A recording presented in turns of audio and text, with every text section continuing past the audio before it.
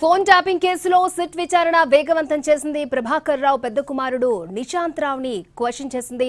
నిశాంత్ రావు ఆర్థిక లావాదేవీలపై statement record చేశారు SIT అధికారులు.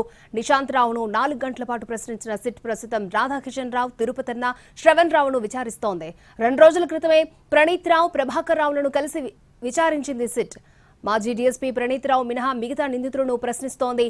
నేటితో ప్రభాకర్ రావు 14 రోజుల కస్టోడియల్ విచారణ ముగియనుంది. ఇదే కేసులో దక్కన్ కిచెన్ యజమాని నందకుమార్ ను పిలిచింది సిట్.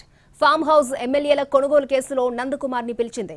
ఫోన్ ట్యాపింగ్ కారణంగానే ఎమ్మెల్యేల కొనుగోలు అంశం తెరపైకొచ్చినట్టుగా సిట్ భావిస్తోంది. ఎమ్మెల్యేల కొనుగోలు కేసులో గతంలో అరెస్ట్ అయ్యారు నందకుమార్.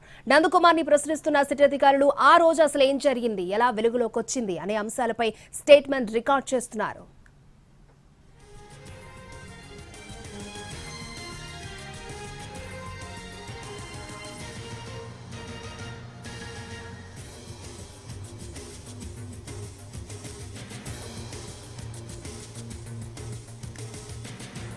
ఫోన్ ట్యాపింగ్ కేసులో ఇప్పటికే ప్రభాకర్ రావు నుంచి కీలక సమాచారం రాబట్టింది సిట్. రాజకీయ నేతల పాత్రపై ఆధారాలను సేకరించింది. సుప్రీంకోర్టు ఆదేశాలతో 2 వారాల పాటు ప్రభాకర్ రావును సిట్ విచారించింది. ఆయన నుంచి కీలక సమాచారం రాబట్టింది.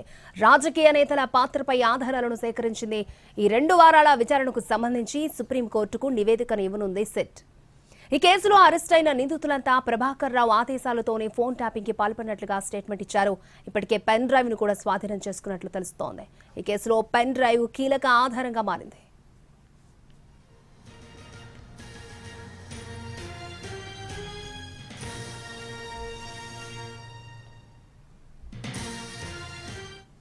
ఫోన్ ట్యాపింగ్ కేసులో సిట్ విచారణ వేగవంతమైంది. ప్రభాకర్ రావు పెద్ద కుమారుడు నిశాంత్ రావును ప్రశ్నించింది. నిశాంత్ రావు ఆర్థిక లావాదేవీలపై స్టేట్మెంట్ రికార్డ్ చేశారు సిట్ అధికారులు. నిశాంత్ రావును 4 గంటల పాటు ప్రశ్నించినట్టుగా తెలుస్తోంది. ప్రస్తుతం రాధాకిషన్ రావు, తిరుపతన్న, శ్రవణ్ రావుని విచారిస్తోంది సిట్. రైట్, ఇదే అంశానికి సంబంధించి మరిన్ని అప్డేట్స్ మా ప్రతినిధి రాధాకృష్ణ మనకు అందిస్తారు. Radhakrishna, over to you. Akshaya, ప్రస్తుతం ఈ కేసుకు సంబంధించిన దాంట్లో విచారణ కొనసాగుతుంది. ప్రధానంగా ఈ కేసులో ప్రభాకర్ రావు కొడుకు నిశాంత్ రావును కూడా సిట్టు విచారించింది. దాదాపు 4 గంటల పాటు అతని నుంచి కూడా స్టేట్మెంట్ రికార్డ్ చేసింది.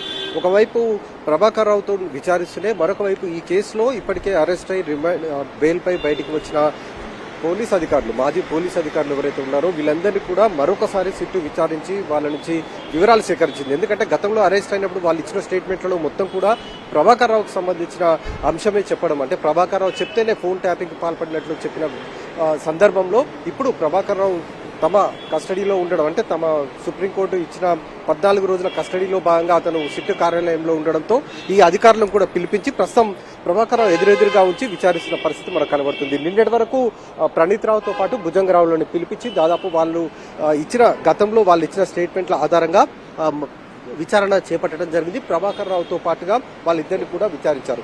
అలాగే ఇవాళ ప్రభాకర్ రావుతో పాటు భుజంగరావు, తిరుపతన్న, అలాగే రాధాకిషన్ రావు వీళ్ళిద్దరిని ప్రస్తుతం విచారిస్తున్నారు. ఇందులో కీలకంగా ఉన్నది రాధాకిషన్ రావు. ఎందుకంటే టాస్క్ ఫోర్స్ డీసీపీగా అతను పనిచేశారు. ఆ టైంలో అంటే మునుగోడు ఎన్నికల సమయంలో కావచ్చు, లేదా సాధారణ జనరల్ ఎన్నికల సమయంలో కూడా అతనే టాస్క్ ఫోర్స్ డీసీపీగా ఉన్నాడు. చాలా వరకు ప్రతిపక్ష పార్టీలకు సంబంధించిన వాటిల్లో ఈ నగదు లావాదేవీలకు సంబంధించిన దాంట్లో అతను చాలా వరకు రెడ్ హ్యాండెడ్ గా పట్టుకున్న సందర్భాలు ఉన్నాయి. కాబట్టి ఈ మొత్తం వ్యవహారం అంతా కూడా ఫోన్ ట్యాపింగ్ ద్వారానే వెలుగులోకి వచ్చింది. ఆ టైంలోనే పక్కా ఆధారాలతోనే రెడ్ హ్యాండెడ్ గా పట్టుకున్నారు. కాబట్టి వాటికి సంబంధించిన వివరాలు రాధాకిషన్ రావు నుండి సేకరిస్తున్నాయి. అందుకు సహకరించిన అడిషనల్ ఎస్పీగా ఉన్న తిరుపతన్నను కూడా ప్రస్తుతం విచారిస్తున్నారు. వీళ్లతో పాటుగా ఇప్పుడు కొద్దిసేపటి క్రితమే దక్కన్ కిచెన్ యజమాని నందకుమార్ కూడా సిట్టు కార్యాలయానికి రావడం జరిగింది. అతనికి లోపలికి వెళ్లే సమయంలో అతన్ని మాట్లాడడం, ఎందుకు మీరు ఈ సిట్టు కార్యాలయానికి రావడం జరిగిందని అడిగినప్పుడు అతను ఎమ్మెల్యేల కొనుగోలు అంశానికి సంబంధించిన కేసులో తనను విచారణకు రావాలంటూ ఇవాళ పిలిచారు. కేవలం బాధితుడిగానే తనను పిలిచారు తప్ప నిందితుడిగా పిలవలేదనేది కూడా అతను చెప్పడం జరిగింది. ప్రస్తుతం అతను లోపల ఉన్నాడు. నందకుమార్ కొద్దిసేపటి క్రితమే లోపలికి వెళ్లాడు. ఎమ్మెల్యేల కొనుగోలు అంశం గత డిసెంబర్లో జరిగింది.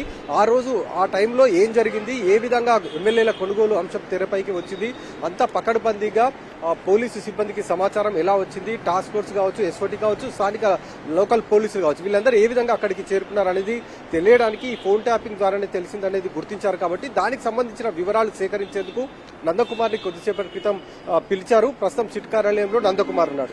నందకుమార్ అలాగే ప్రభాకర్ రావును వీళ్ళ ఇద్దరిని కూడా కూర్చోబెట్టి మాట్లాడించే అవకాశం అయితే కనబడుతుంది. మరి నందకుమార్ ఏం చెప్తాడనేది కూడా చూడాలి. ప్రస్తుతం అయితే తిరుపతి అన్నతో పాటు రాధాకిషన్ రావులకి ఉదయం 11 గంటల నుండి కూడా వీళ్ళని విచారిస్తూ రావడం జరిగింది. కొద్దిసేపటి క్రితం వరకు భోజన విరామం ఇచ్చిన తర్వాత మళ్ళీ తిరిగి విచారణ అయితే ప్రారంభించారు. ప్రస్తుతం సిట్టు బృందం కొత్తగా ఏర్పాటు చేసిన సజ్జనార్ నేతృత్వంలోని ఈ సిట్టు బృందంలో ప్రస్తుతం 2 సభ్యులు లోపల ఉన్నారు. సిట్టు కార్యాలయంలో ఆ 2 సభ్యులు ప్రస్తుతం అయితే ఈ ముగ్గురిని కూడా విచారిస్తూ ఉన్నారు. అక్షయ్.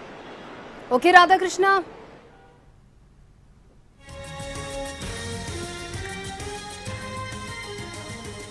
ఫోన్ ట్యాపింగ్ కేసులో సిట్ విచారణ వేగవంతం చేసింది. ప్రభాకర్ రావు పెద్ద కుమారుడు నిశాంత్ రావుని క్వశ్చన్ చేసింది. నిశాంత్ రావు ఆర్థిక లావాదేవీలపై స్టేట్మెంట్ ని రికార్డ్ చేశారు సిట్ అధికారులు. నిశాంత్ రావును 4 గంటల పాటు ప్రశ్నించింది సిట్. ప్రస్తుతం రాధాకిషన్ రావు, తిరుపతన్న, శ్రవణ్ రావును విచారణ చేస్తోంది. 2 రోజుల క్రితమే ప్రణీత్ రావు, ప్రభాకర్ రావులను కలిసి విచారించింది సిట్.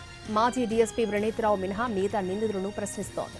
నేటితో ప్రభాకర్ రావు 14 రోజుల కస్టోడియల్ విచారణ ముగియనుంది.